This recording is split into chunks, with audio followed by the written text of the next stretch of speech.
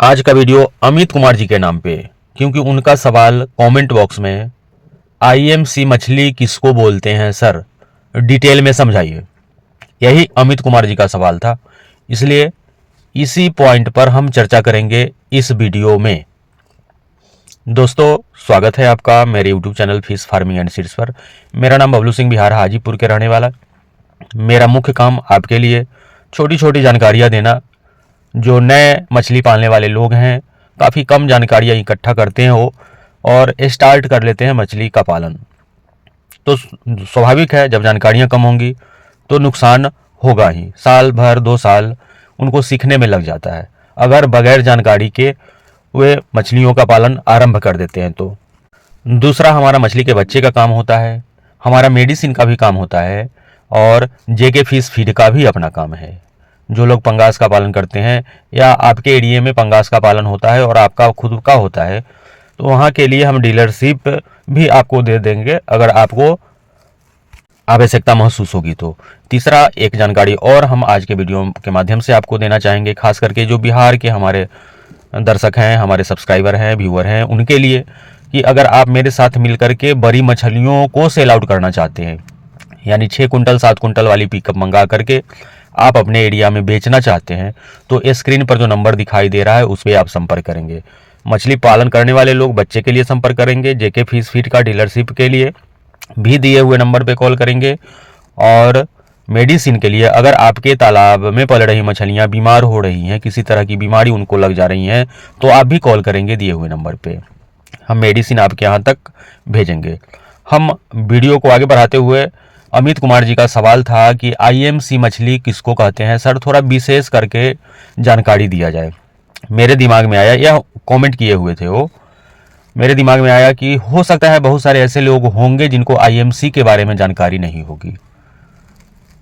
तो इस वीडियो के माध्यम से हम आपको आईएमसी के बारे में, कौन कौन सी मछलियाँ इस आईएमसी के अंतर्गत आती है, इस कैटेगरी के अंतर्गत आती है, थोड़ी हम जानकारी देंगे। उनके फीडिंग हैबिट के बारे में थोड़ी वह भी जानकारी देंगे कि उनके लिए तालाब का साइज कितना होना चाहिए, आपको किस साइज के बच्चे अपने तालाब में डालने चाहिए। तो पहले हम शुरुआत करते हैं कि आईएमसी कहते किसको हैं। इसका यह एक शॉर्ट फॉर्म है, इंडियन मेजर कार्प। आईएमसी यानी I for Indian, M for major, C for carp. Carp सारे मछलियों को ही हम बोलते हैं। और इस कार्प में जो रोहू मछली है मिडिल लेयर वाली, वह इंडियन मेजर कार्प की मछली है। जो कतला मछली है, जिसको अब बहुत सारे लोग अपने एरिया में कतला को भाकुर बोलते हैं, तो ये वीडियो में जब हम लोग कतला बोलते हैं तो शायद उनको समझ में नहीं आता है। तो कतला या फिर भाकुर, यह इंडियन मेजर कार्प की बेहतरीन मछली है और आपके तालाब में ऊपरी लेयर में रहती है। तीसरा, इंडियन मेजर कार्प की निचली लेयर में रहने वाली मछली, जिसको हम मृगल के नाम से जानते हैं, अनेकों एरिया में इसे नयन के नाम से जाना जाता है। आप नयन बोलिए या फिर मृगल बोलिए, बहुत सारे एरिया में इसे छड़ी के नाम से भी जानते हैं। नेपाल उपाल साइड में, या बिहार के वह एरिया जो नेपाल से जुड़ा हुआ है, यूपी का वह एरिया जो नेपाल बॉर्डर से जुड़ा हुआ है, वहाँ मृगल को यानी नयन को छड़ी के नाम से जानते हैं। यही 3 मछलियाँ इंडियन मेजर कार्प के अंतर्गत आती हैं। उसके बाद आपका जो सिल्वर कार्प है, ग्रास कार्प है, और फिर कॉमन कार्प है, यह विदेशी कार्प है। इसका उत्पत्ति विदेश में हुआ, वहां से किसी जमाने में आया, अब तो यह मछलियां यहाँ की ही बन के रह गई है।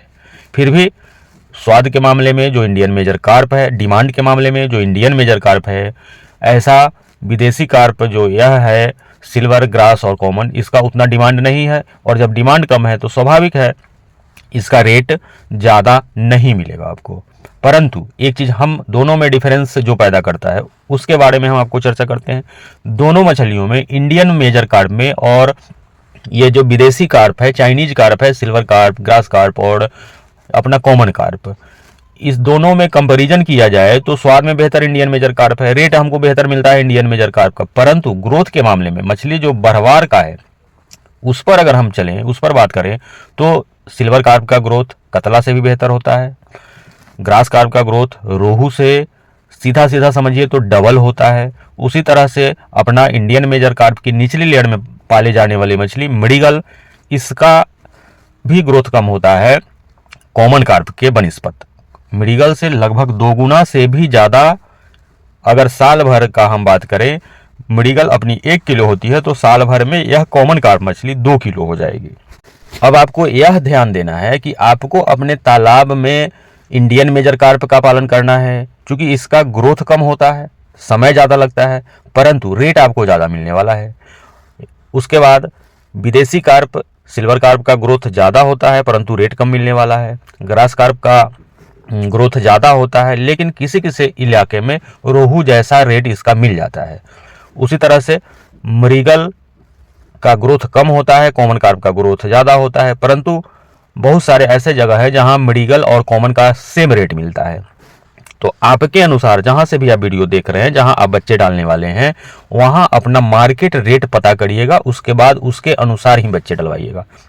और अगर कॉमन कार्प का जो हाइब्रिड मछली है अमूर कॉमन कार्प, जिसका ग्रोथ यह कॉमन कार्प से 30% जाता है, इसका बच्चा लेने के लिए आप स्क्रीन पर जो नंबर दिखाई दे रहा है उस पर आप कॉल करेंगे।